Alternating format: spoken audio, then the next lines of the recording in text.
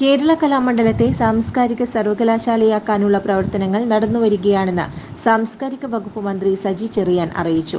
കേരള കലാമണ്ഡലത്തിൽ പുതിയതായി നിർമ്മിക്കുന്ന ഗുരു ചിന്നമ്മ കോംപ്ലക്സിന്റെ ശിലാസ്ഥാപനവും വിസിറ്റേഴ്സ് ലോഞ്ചിന്റെ ഉദ്ഘാടനവും നിർവഹിച്ച് സംസാരിക്കുകയായിരുന്നു അദ്ദേഹം. തുടങ്ങിയ പാരമ്പര്യ കലകൾ നിലനിർത്തുന്നതിന് വേണ്ടി ഒപ്പം അത് ഭാവി തലമുറയ്ക്ക് പകർന്ന് നൽകുന്ന ദീർഘവീക്ഷണത്തോടെയുള്ള ഒരു പ്രസ്ഥാനം എന്ന നിലയിലാണ് മഹാകവി വള്ളത്തോൾ നാരായണൻ മേനോനും. Kalamandalam vice chancellor professor B Anandakrishnan അധ്യക്ഷത വഹിച്ചു.